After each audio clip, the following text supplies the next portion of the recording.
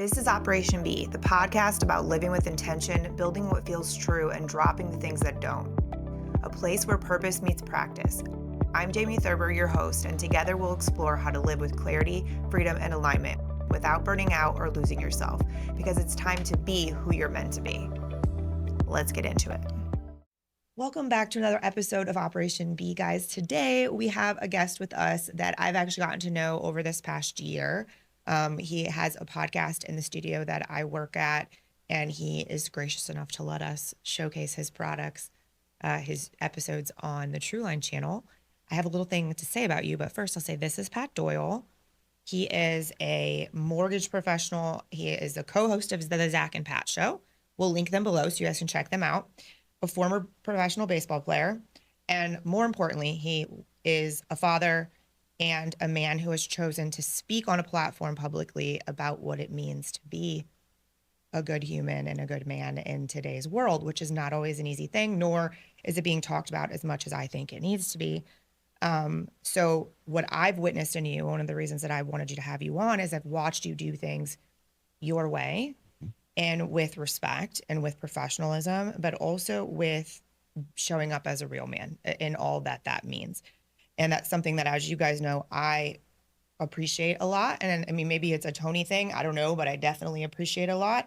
So when I notice that in people, those are conversations that I like to talk about because it shows me a decision that you've made, like it's a choice, but also it's a character piece, which are the things I really like to talk about. So we're excited to have this. I think we're going to have a powerful combo today. Absolutely. Yeah. Yeah.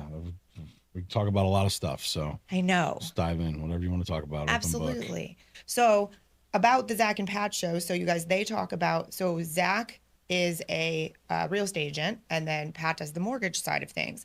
And so people, when I first say that, they're like, oh, so that's what they talk about. I'm like, well, yeah, it's part of it, but no, talk about everything, about being a person, about being a dad, about being a business owner, about all the things. Yeah.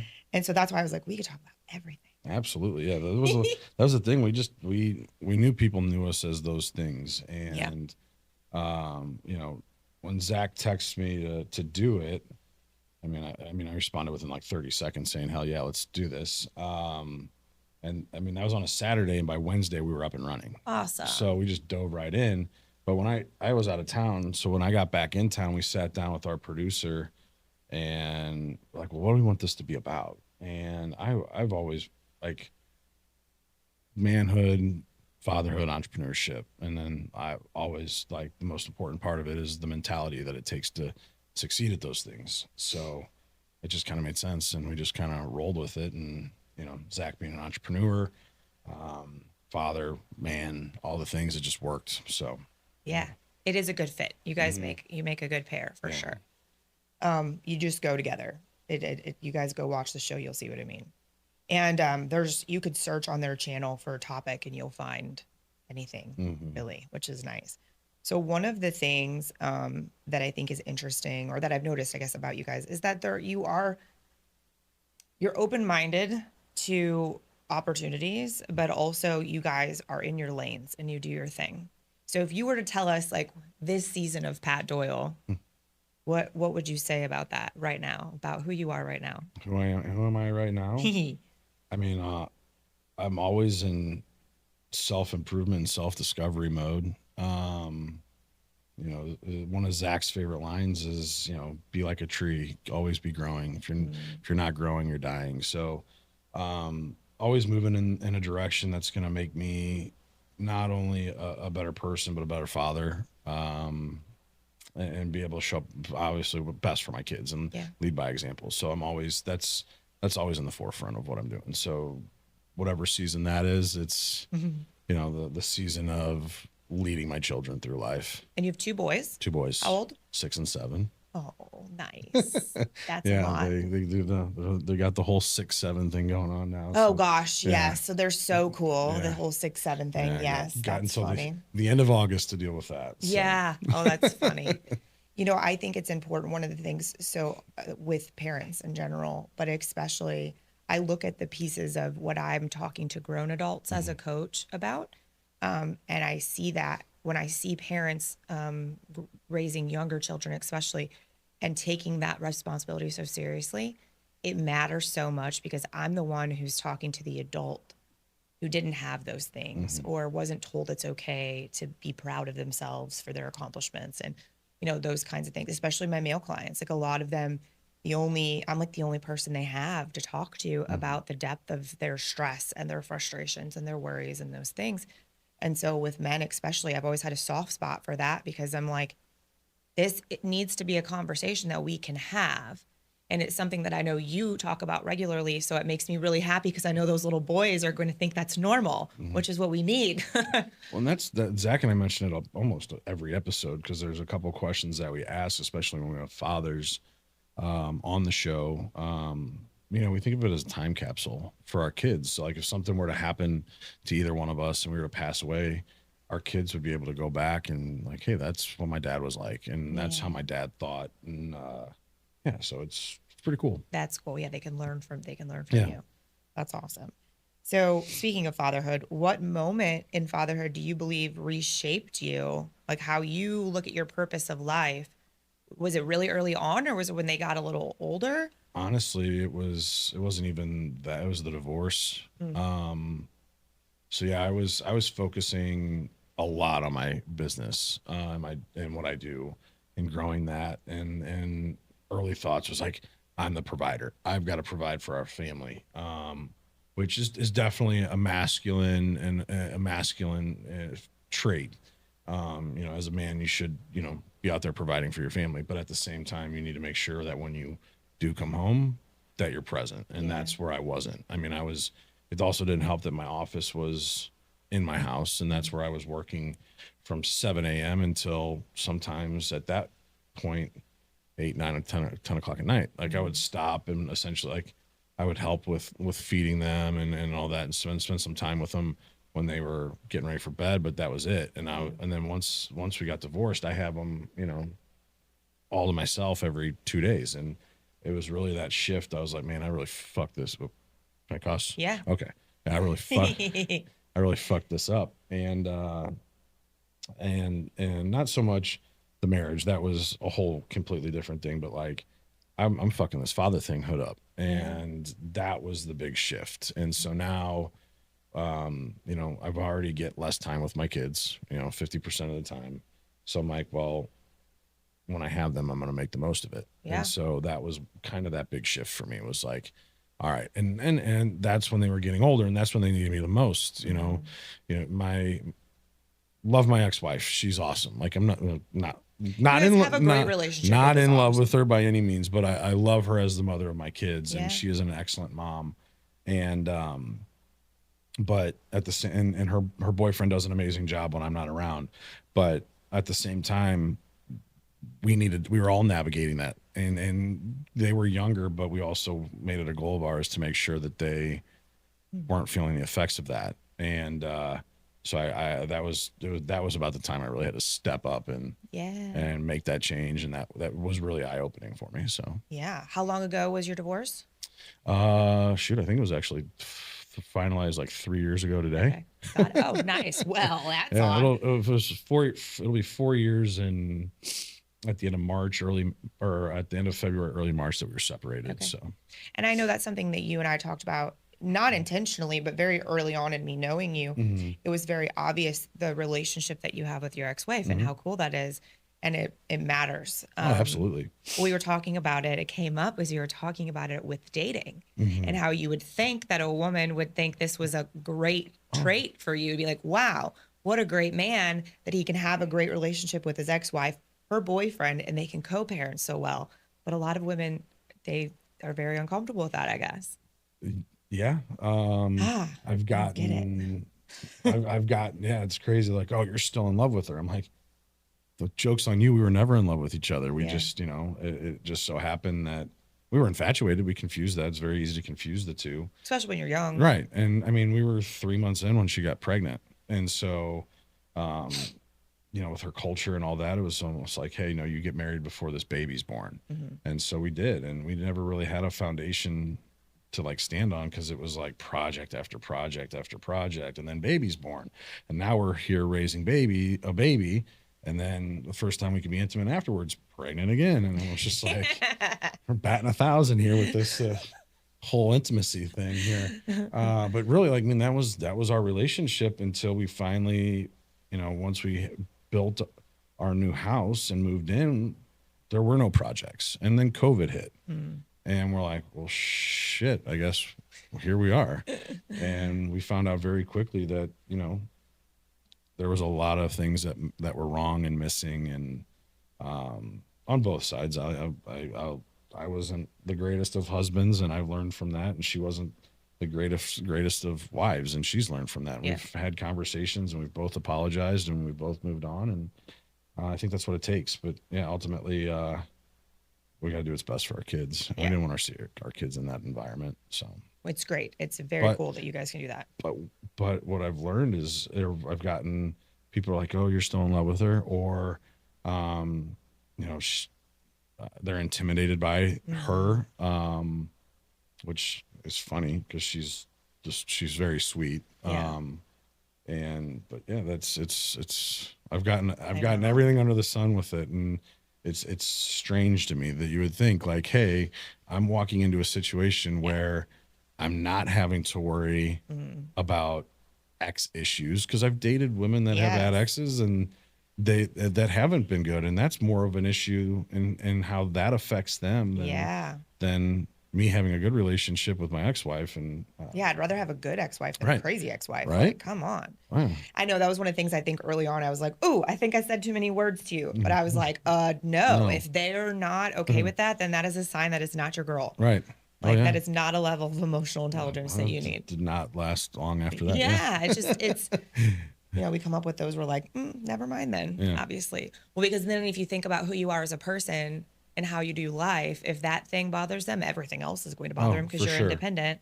And that's a big problem too. I know, which is crazy. God forbid. You have to be independent, but then needy enough. And then it's just, Yeah. You have to plan, but at the same time be spontaneous. I know we were talking about that. You have to be over 6 foot tall. Yeah, we got that check. You do, right? Just all these things. I'm like, oh my goodness. Yeah, you have to be successful, but have all the time in the world for them. Correct. Make them a priority, even though you have children and a job. But you better be a good dad, too, and make them a priority. Exactly, It's just wild. The expectations are crazy. It is. Thank you, social media and Disney. Yeah, well, Disney movies definitely did it to us. Yes. I say Disney movies and boy bands. Yeah. Well, I mean, and that's the thing. Those love songs really got us. Right. It's not, I mean, it's not real. No, exactly. And, no, it's not. You should expect, and as a man, you should treat your partner and make them feel comfortable. Everybody talks about bringing them into their feminine or whatever that is, and it definitely, like you, if you're a man and you're doing things, but it's a give and take, and it's not always going to be 100%, and. Oh, that's the problem that I've run into. The missing piece with that is, and I could talk this for hours. The missing piece with that is that women, in order for a woman to truly be able to be in her feminine, she has to be confident in herself, but she also has to be able to put things down. You have to soften, you have to trust, but you have to trust yourself first. And that's the scary part. A lot of humans in general don't do the work on themselves and take a responsibility for this person before they're looking for outward reasons. We're always looking out here first. Right. And it's like, no, I could never allow myself. And it took a while with Tony, especially because like, he just is raw. And I'm like, I got all of this. I don't need you, And it took a minute for us to find our balance. But if I wasn't willing to do that work on myself so that I could soften and let him make me feel safe, it never would have happened. That's the missing piece. It's like, it's a very Instagram psychology hot topic these days, but people don't go to the deeper level that's necessary for that to be true. 100% agree. Like I've gotten a lot of like, you make me happy. I shouldn't be making you happy. No. No. I'm happy. Be icing on the cake. Right. I'm happy. I'm happy without you in my life. Yeah. You enhance my happiness. Like, you make it better. Not that you're solely depending on me to make you happy. That's a lot of fucking pressure. It sure is. And then you wonder why men go and they're alcoholics. They get aggressive. I'm not making excuses, but it's definitely very like it makes sense if you were to step back and research and like observe the situation, and then they get insecure, and then there's this. It's a master recipe for disaster. And here's the thing too is like, you know, I've dated a lot, and you know, they say a lot of them are like, oh, I'm ready for a relationship, and you know, but they're not. Yeah. And it's just been one thing after another. Like, don't get me wrong, all of them have been great in their own way, but there's always been something there that's just makes them not ready for that. Yeah. And sure, you know, and I think a lot of it is those insecurities, and that's and they're not making themselves a priority. Yeah. When they need someone else to make them a priority, that's when it's for them to feel right. okay. Yeah. Yeah. Like and it happens on both sides of the coin. Men do the same thing. Oh, absolutely. And so it's just, and so it's tricky. Right. It's the air, the mask on the airplane theory, you know. Yeah. You feed yourself first. You do what you need to do to make yourself happy, and then you bring someone else into your life that just makes it better. Not that you're relying on them. Right. And you know, it's something that, you know, they say that, oh, I'm this very independent, secure woman, but then at the end of it, it's like, but you need to make me a priority so I can feel fulfilled and happy. And I'm like, yeah, you're not. And it was funny because I was talking to my therapist about this. If you're not in therapy, I think it's the greatest thing ever. And you know, I was talking about some of this stuff, and he's like, Pat, he's like, you want to talk about red flags? Any woman that says make me a priority, that word priority is a red flag. Yeah. Because you are your own priority. You've got your kids that are a priority. Because it's not that they're asking you to make them part of your life. They want to be the number one thing in your life. Yeah. And they should never be the number one thing. No, that's a sign. Because even in really healthy, good relationships, like you have to be your priority before your relationship or your partner is or doesn't work. And, you know, oh gosh, this is such a big one, this topic. But I remember, so before Tony and I, like we've been together for a long time, but I would say like while we were dating, before we were about 5 years ago, probably, that things were really like, this is exactly what's happening. I know for a fact for the rest of my life, you're the guy. And same for him. And so, but during even that beginning time, I just remember myself dating prior to him, and everybody says that they want, so it goes both ways, because every man says that they want an independent, self-secure woman, and the majority of them, once they get it, they freak out. Like they don't know how to handle it. And so anyway, we could go down the rabbit hole on this. Oh, I'm not saying, it's not just a woman thing, but I know. It's just interesting. So but I agree. So that's where I was just, the therapy piece of the puzzle is that you want to build a relationship that does feel secure and that does make you feel like, wow, this adds more purpose. This does make me feel more important and blah, blah, blah, on top of what I already feel. Therapy. Healthy codependency is so seriously. I remember hearing about codependency for the first time, Pat, and looking around and seeing that I only could see one couple in my life that I knew that was not codependent. And it was my brother and his wife. They really are equals in all the ways. That's awesome. Yeah. Yeah. He's great about it. She's great about it. They're great. But I looked around like, and I come from a family of people who've been married for a really long time. Like all my aunts and uncles, like, and I look around and I'm going, I don't know one couple that's not codependent. And that's not to fault them. It's they don't know any better. It's very much also a Midwest thing. In the Midwest, like codependent is what we do. It's like what we're raised to do. Right. So the codependency, there's a book, if you haven't read it, called Codependent No More. It's a good book to read. Okay. It's just because it starts out at the beginning. She uses her ex-husband was an alcoholic. And so she starts telling the story about that and how most of the time the family members of an addict are the most codependent people there in the world, because they're trying to like take charge of this person, you know, and make their life. And it's like, that doesn't work, because until that addict chooses, it doesn't matter what you do. So it's a drastic example, but then the way she breaks it down into how that fits into all of your relationships, you're like, oh my God, it's really a good read. That's a good point. I mean, yeah, I mean, for me, like that's how we knew that we weren't going to last. because we started counseling right after, and he gave us a list. It's like 16 characteristics or fundamentals of a healthy, happy relationship or a successful relationship.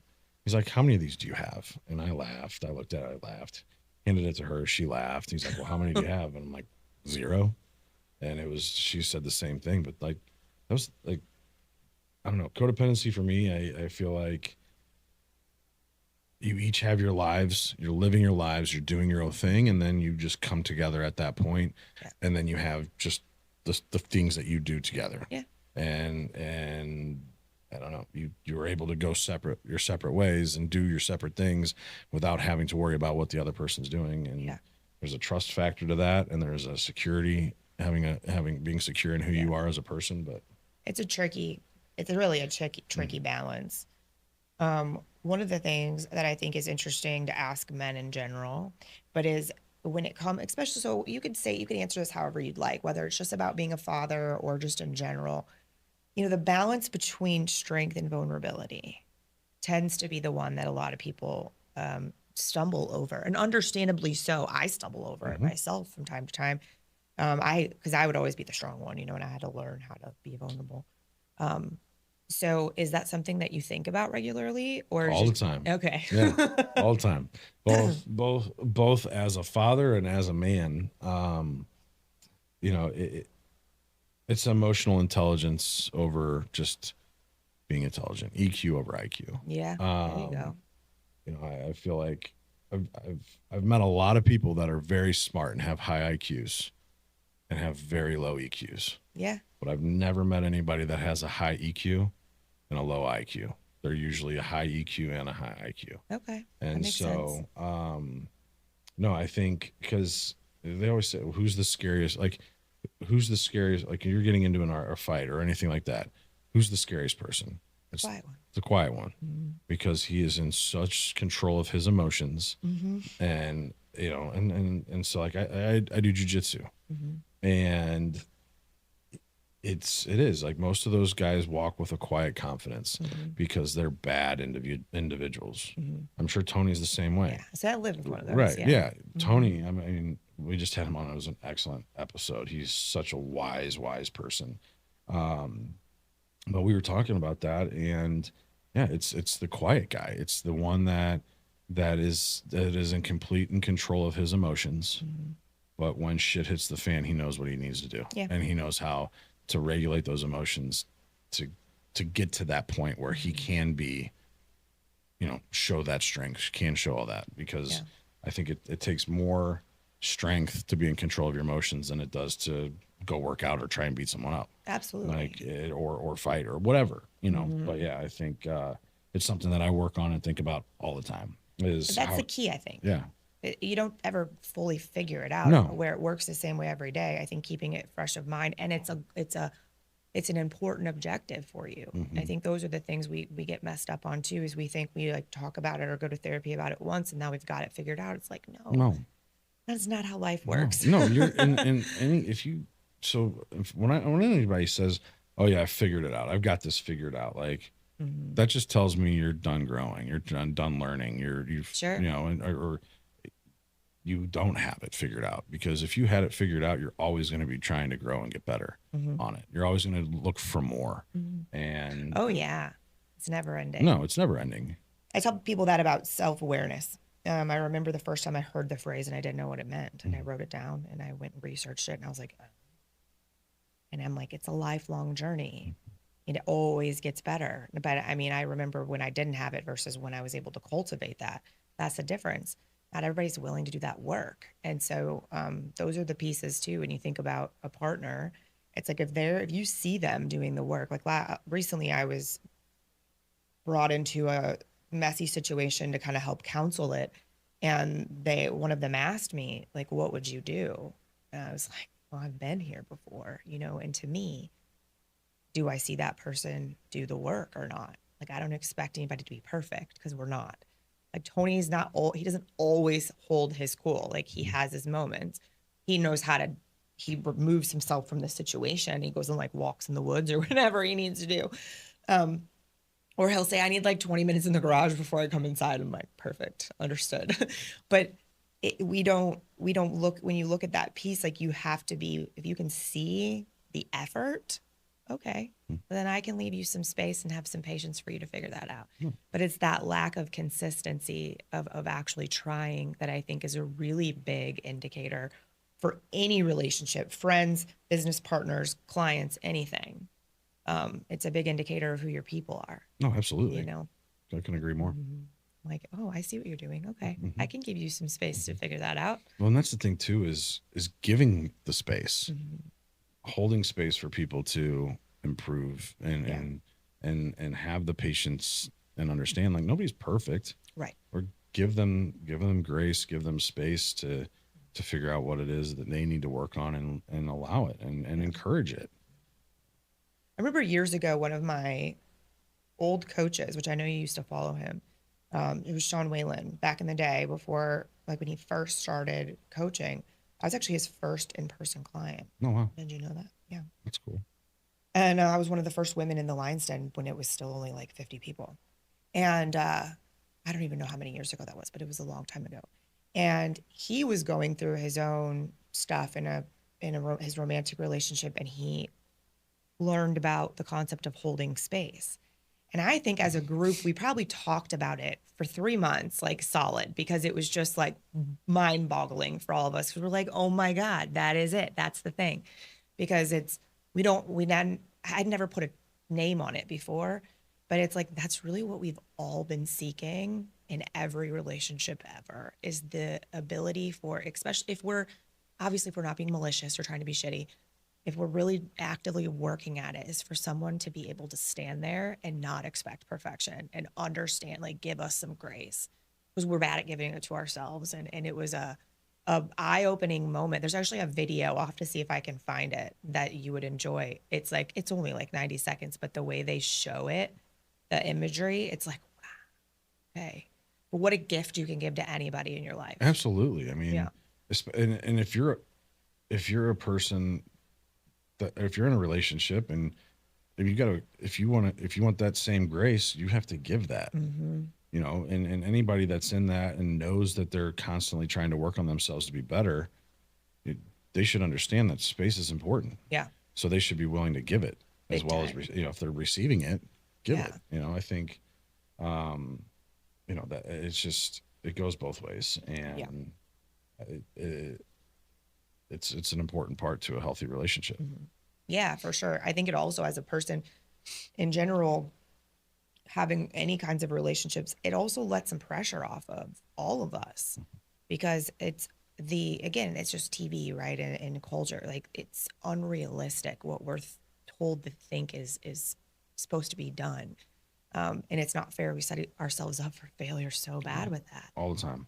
And so the holding space piece, it's like, what if you learn to hold space for yourself? Because you're not perfect, and you have to give yourself grace. That's okay too. And just those pieces, the pressure of shoulds, is enough to just completely flatten you. So I love this conversation. Yeah, it's a good one. I was going to ask you, do you feel like you made like a conscious decision to start talking publicly more on your social profiles and stuff too? Or is that just kind of come with the show? Because you guys do a lot of content, which is fun, but you do fun content. You guys have got to follow them. It's hilarious. But then you also do meaningful stuff that shows, your vulnerabilities. Yeah, I mean, there's always been an aspect of showing some vulnerability on social media. Social media we're using it as a tool for our businesses. Yeah. And so, we want people that will work with us, that know us and trust us.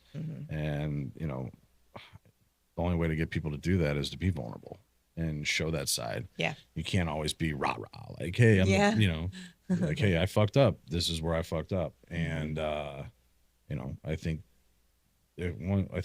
people will inherently trust you more when you're able to sit there and be vulnerable and mention, like, hey, I fucked up. Yeah. And this is what I'm going to do to be better at it. So I agree. You know what I think is cool? One of my special senses I have is the ability to see the ripple effect of things.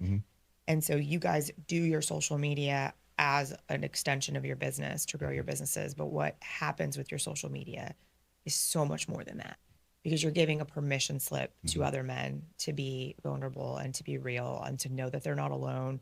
You're giving a permission slip to so many people. I know that we talked, I'm still shocked by this. I love that the audience that you have on the show is younger men than I realized. And I'm like, oh my God, this is amazing. Like, please, high school and college boys, listen to this. But think about all of the moments that you're giving people. That's the piece I always tell people. I'm like, even if it's just fun or whatever, the ripple effect of that is so much bigger and more positive than you realize. And that's the special part. Like, that's why I still shares even when I don't want to, is because I'm like, okay, somebody somewhere needs this. And that's the biggest thing, is that was one of the biggest reasons, because at the time the term toxic masculinity was thrown around with such ease. Yeah. Everything a guy did was toxic. And I was or every guy was a narcissist. Yeah. Oh my Lord. Yeah, I think I think the statistics are like maybe like 5% of people are narcissists. And you hear all these people like, oh, I'm dating a narcissist. Oh, I'm like, man, who knew the whole population was a narcissist? Or that you guys were all psychiatrists. Right, exactly. That. Right, wild. exactly. But no, I mean, it was like every time we turned around, men were getting beat up on. And a lot of, they're not wrong about some stuff. Sure. But to lump pretty much everything a man does is toxic, that's where things become a problem, because now you're creating an identity crisis for men. And everybody wants to be liked, and everybody wants, but if you're sitting here constantly bashing on men, but then on the flip side, bitch and moan that there's no men to date, like, well, what do you think you guys just fucking did? Yeah. Like, you literally have just been bashing on men for so long, and the good ones, you know what? We're just gonna go hide. We don't. Yeah. I don't need a woman in my life. I can manage. Would I like one? Absolutely. Sure.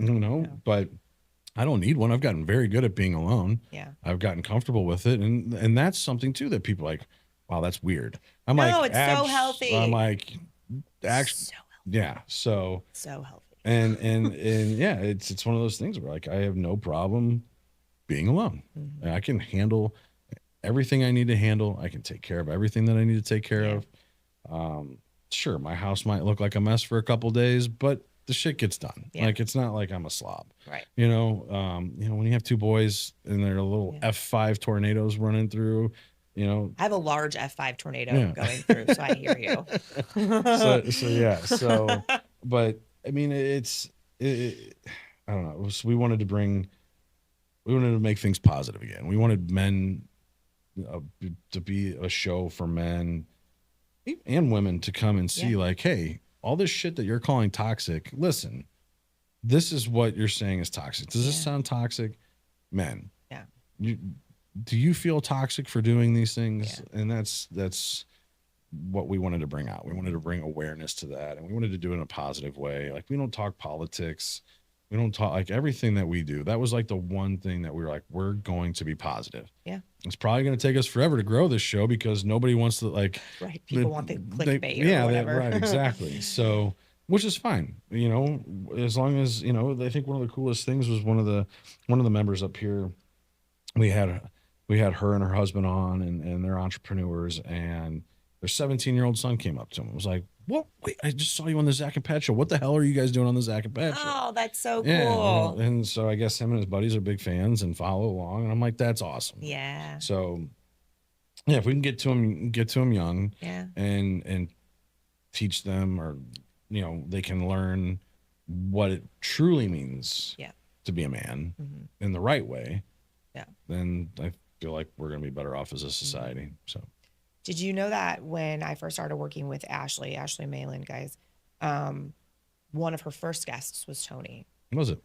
Yep. And he had never done an interview like that. And the reason that we did that was because, and I think the title was something about toxic masculinity, because Ashley came from the world where that's all she was hearing. And then she was saying it and using it, but she started realizing here's a phrase that I use a lot is, the loudest guy in the room is usually the one who's the most full of shit. Oh, absolutely. And I can speak to my old coach men and all the men I was around in that day where I'm like, you guys are toxic. Yeah. But they're the loudest ones in the room. They're getting the most attention.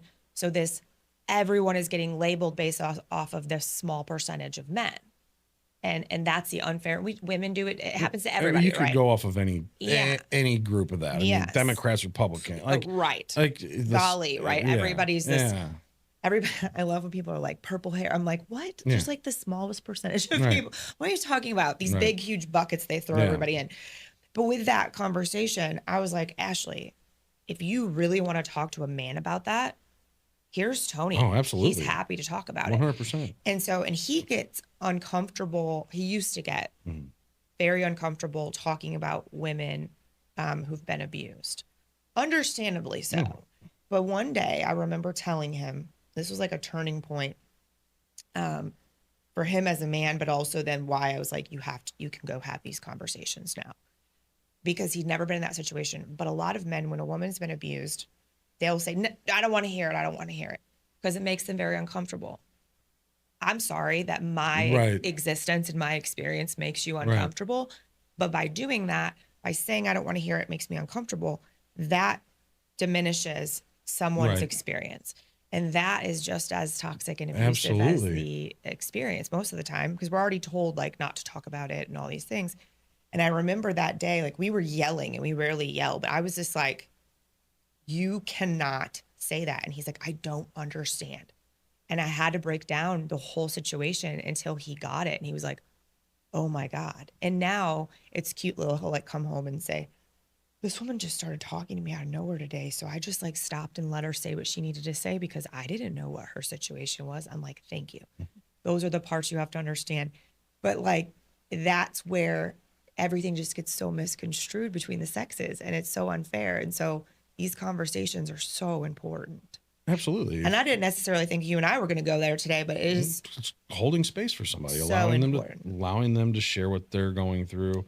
And I think the reason men have a problem with that is we're fixers. Yeah. And that is a situation that you cannot fix. Yeah. Whatsoever. There's also this tendency in a good man, when a good man hears about that, there's this rage that exists in them where it's like, that guy makes the rest of us look bad and there's nothing I can do about it. And not just that, if you care about the person that it happened to, you want to go and absolutely destroy that human being. Yeah. But that's not going to solve anything. Yeah. That's not going to change what happened. You going to jail doesn't help us. It doesn't change what had happened. Right. It doesn't change her problems, the things that she's now having to deal with mentally for the rest of her life. Yeah. So I remember him sitting down with Ashley. He had a hard time because he was like, I just think about everything that she's experienced and blah, blah, blah. But just hearing the conversations that she would have about dating. And his reaction, if you haven't watched that episode, you should. I need to. It's pretty funny because he's trying to be like, it's early in This Is Where We Heal. So she's still learning to interview, but he's trying to like hold some stuff together. But most of it is just him being like, you be a good person. Like, that's how you be a good man. Mm-hmm. And like, why, how is that? So, but it is, it's not being showcased. It's not being taught. It's not being talked about. I think there's a bit of a shift going on. I do think it's becoming more of a conversation, which is good. Where it's like, just be a good person. I don't care what side of the fence you fall on anything. Treat people well. And we had this conversation with Tony on ours, but I think the ultimate problem is people don't have values. People don't have those core values that they live by. Yeah. And, I think that's one thing that you need to sit down and evaluate often. Yeah. It's can constantly change depending on the season of life that you're in. Yeah. And where you're at. And, but there should be there should be like 3 or 4 that are always there. Yeah. But something that's interesting, my coach told me recently is actually as I was coming into the studio here and working and like learning with the guys and stuff. And it's something that we plan on starting to do in our meetings on Mondays. And it was just how everybody's definition of honesty and integrity and respect, like that looks different to every single person. So how cool it is to be able to sit as a team and say, okay, Sam, tell me what respect looks like to you. And then he says, whatever. Okay, Zach, what does it look like to you? And for us to be able to see how different it can be, there's obviously a common theme, right? But it helps you learn about humans and each other so much.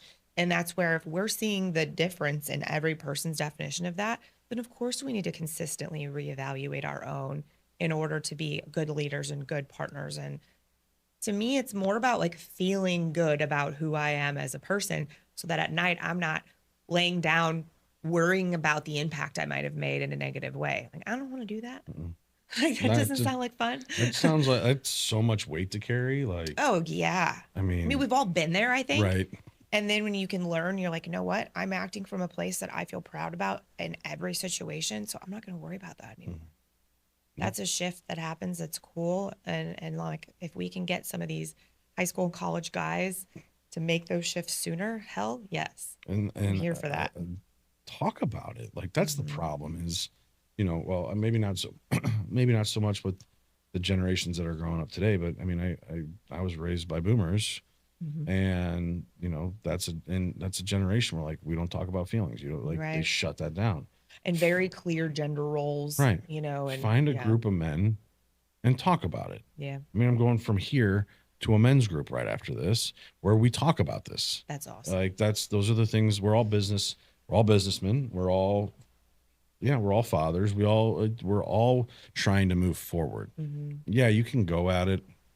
You can go out alone. And like I said, I'm comfortable with being alone, but at the same time, I need a tribe. And that's what this men's group is. We are tribal beings. Right. This is how we were designed. Right. And the world these days, like the way the last 5 years, and I don't want to blame it on COVID, but it's definitely got heightened at that when we were all so separated. But we no longer live in community. And that's what we as humans thrive. So when I was going through healing all of these chronic illness things, one of the biggest pieces of it was I was so isolated and felt so misunderstood and not by everybody. Doctors, everybody's like, oh, you look fine. Everything's fine. I'm like, really? Because I feel like I'm dying. So that just really brings you back and back and back. And it's like that community piece matters. When I first started coming around here, I had just barely started feeling remotely able to do that. And it's kind of a mind fuck, honestly, if I think about it too much. But being able to be here and the majority of it, especially at the beginning, not being crazy and toxic, it helped me realize, I can be friends with these people. And do you know what enmeshment is? Oh, let me tell you about it. This one was oh my God, my mind like blew. A lot of women do this, but I think it's also very much like a Midwest cultural thing. But we get so enmeshed with every person that we're close to's every decision they make. Like it impacts us viscerally. Like we'll feel terrible things because so-and-so's husband had a fight with her and she's not standing up for herself, or this other thing happened. And like we will feel it and let it impact us in such a crazy dramatic way. And I'm sure you've witnessed this. We've actually talked about this before with friend groups and stuff. But me learning about that and being like, I can have healthy friendships with people that don't know every move of my entire life. And that doesn't mean I'm hiding it from you. It just does. You don't need to know. And learning that in real time was super healing. So when we talk about community for everybody, we're missing that piece in a lot of the way our world works now. So especially for men to find that, because if you just go only look on the internet, that's not what you need. No, not at all. Because they're not always going to find people like you. No. Like you and Zach. And so, yeah, it's an interesting thing, but you guys should feel really proud of what you put into the world because it matters. It makes a difference. Thank you. Yeah. No, we're excited about it. It really does make a difference. And you guys are passionate about it, which you can tell, which I love. I started doing this thing with Kelly Chase I actually did where I had like a couple rapid fire questions. Oh, okay. And it was really fun. So I thought I would do it today too. Okay. So are you a reader? What is a book? Like what book comes to mind that you would say changed you? That's easy. I read it every year. I've read it every year since I was in middle school. Ooh, Now, so interesting. it's a baseball book. Okay. But it's called The Mental Game of Baseball. Okay. And it was like my Bible. Teaches you like mental toughness and like tricks for focusing and things like that. But yeah, I mean, I think like baseball. So you mentioned it, and I played professional baseball. That's one of the most mental games that you could possibly play. Yeah. Just being a pro athlete in general, the mental need you absolutely. need to get to that level. Oh, is huge. Exactly. Yeah. And with baseball, I mean, you're a Hall of Famer when you fail 70% of the time. Yeah. You know, that's so learning how to cope and handle failure. And still show up every day. And yeah, exactly. Like still be able to come in and do your job and do it well. Yeah. And not be afraid and not be timid. Like, hey, I just threw a pitch and the guy I was a pitcher, so just a 500-foot home run. How do I come back and make that next pitch? How do I come back and do it again without letting what just happened scare me from executing what I need to do moving forward? So learning those tricks, learning those things. And that's the great thing about it is it translates so well into everyday life. Yeah, I can see how it doesn't have to be just baseball. Yeah, I can see how that's impacted the way you move. Yeah, through life. Exactly. And so I've had. I'm on my fourth book of this because I've read it so many times. So like I had, and I still have the other ones, and it's cool because I go through with a highlighter with it, and so it's cool to kind of see like. From when I first started reading it in middle school, and I had the same book through high school. When I got to college, I got another copy of it so I could see how that would work. And then I got another copy when I was in pro ball. And then I have another copy that I've had since pro ball. That's just special. To kind of go back and look and see. It's pretty cool. I love that. Yeah. That is so special. And think about when your kids are grown up and you can show them that. That's so cool. But yeah, that's been on my reading list every year. The last couple of years, it's been more of the ebook version of it, but still getting through it every year. That's great. Yeah, it's a great book. It's one of, like I said, if you're a baseball player, I highly recommend reading it. Especially when it comes to like getting mentally prepared and focused for a game or for anything really. Like you want to do it at the beginning of like one of the things that I do, and it's something that I've done pretty much every day since I've started reading this book. Like a mental visual type thing is imagine juggling baseballs, but like one of them's Cardinals red, one of them is royal blue, and one of them is athletics green. So I'll just sit there in my mind and like feel the weight of the balls in my hand and imagine and then seeing them in color. And then we'll mentally like juggle them as I feel that weight and as I can see the colors go back and forth. And it just kind of helps me mentally prepare and get focused for the day. Nice. Present. Yeah. It's funny because that's a question I usually ask people, but you just answered it, so I don't need to ask you that one. Everybody has a different thing they like to do, and that's one of the deals. I don't really have anybody that comes on the show that I'm not confident has something like that they help keep themselves present. So there's that, guys. He answered that for us. Is there a mantra or a phrase or a quote that you think I don't want to say it says you live by, but something that you use a lot or that you feel really resonates with you the most? Yeah, the biggest one, and I said it earlier, be like a tree, always be growing. There you go.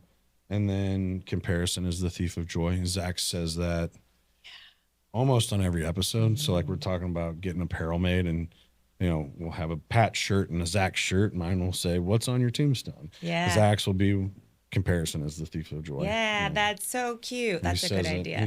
That or he likes to say be like a tree and always be growing. But those are things that him and I have always talked about and mentioned. And but those two things, for sure. You should get Murph to make you guys a graphic where he can make it where the roots, you can see the roots grow to the ground. Yeah, it'd be cool. That'd be really cool. My brain's like, wait, you need that. That's a good idea. If there's one thing that you could tell your younger self, what would it be? Sorry, that's a loaded one. That's a tough one, yeah. Everything's going to be okay, and keep pushing forward, keep learning, never stop learning. Never stop growing. Yeah. That's good. Like a tree. Yeah. Like a tree. So we are, it kind of is special, like the end of the year here. And I'm not a big like New Year's resolution girl, because I think we should be making goals all the time. I also believe not only as humans are we community based, but we also are very cyclical with the seasons. And like, this is hibernation time. This is not big ideas time. That's the spring. And so, but the thought is there anything that you have over the next year, or like in your current goals that that you're working on? Like anything new? No, well, apparel. You said, yeah, apparel for the it's expanding show. We've also talked about, you know, one of our favorite podcasts is the Chris Williamson Show, Modern Wisdom. If you're not following or listening to it, you need to talk about a man talking about things like that, like especially on the mental side of things. Yeah, it's incredible. But he's done some things with his show that we think are awesome. Like, he changes sets and locations frequently, so he's constantly doing different things. But he's also I don't know if you've seen those big video walls that they're using now. Yeah. So it's basically like a giant circular tube. Yeah. With it's 100 feet high with the high def TVs. It's what Hollywood's using now instead of green screens. Well, we were like, well, how can we incorporate that into our show? So, you know, we've discussed going back and forth with buying some very large, high definition TVs that we can put on the walls behind where our guests sit, where we sit. Yeah. Because really that's all you're seeing in the frame. Yeah. And how can we incorporate that into different locations, or like, hey, if we want to view somebody, feel like we're in outer space. How can we do like things like that? Get a little bit more creative and try new things with the show. Personal life wise, a way, you know, continue to, you know, grow and be there for my kids. You know, they're getting into sports now, so that's fun. Well, my oldest is. Well, we're still working with the younger one on finding what it is that his thing is. Which, you know, I think he likes to build. So, you know, one of the things that I want to start doing with him is they on Saturday, like, I gotta look at what it is, but on Saturdays at Home Depot, they do like free things for kids to come in and build. Nice. So I want to start incorporating that with him, because that's what he likes. Okay. I don't want, you know, I'm not going to push him into sports if that's not what he likes to do. I've seen how detrimental that can be to kids and people as they get older. I've seen that firsthand. So I want to make sure that I'm, like, the biggest thing is with my kids is making sure that I'm keeping their interests separate. I'm not pushing them into the same things. And that's the biggest thing too, is continue to talk with parents about, especially around their sports. Quit living your fucking dreams out through your kids. Yes. It's insane. Like, you know, people ask me, will I ever coach Connor in baseball? Hell no. I will get him with the best coaches if that's what he wants to do, but I will not. I will be his biggest fan. I don't want him to ever feel like there's that added pressure on my side. Also put him into sports that I know absolutely nothing about, like basketball. Right. You know, let him cheer for him to figure out how to play that game. Exactly. Right. So that's the biggest thing. And yeah, I mean, those are things that I can control. Everything else is kind of out of my control. Yeah. So, you know, you asked about another phrase is, you know, this is from that baseball book, control what you can control. You know, there's a lot of things that I can't control, but there's a lot of things that I can, and that's what I focus on. Absolutely. So, you make yourself miserable the other way around. And we've all done it. Oh, absolutely. But it's one of those pieces where I catch myself sometimes and I'm like, no, take that away from me. Get that out of my head. That is not mine to worry about. Right. I have no control over that at all. Yeah. Well, I love that. And I love that the visual was really nice. That was something I like to have people explain. My goal is that I think that 20 people could listen to this conversation and each of them will pull something different from it. That's what I like about podcasts, the storytelling side of it, is because everyone's going to pull a different nugget. And so my goal always is, with who I have on, is that somebody will pull something from you.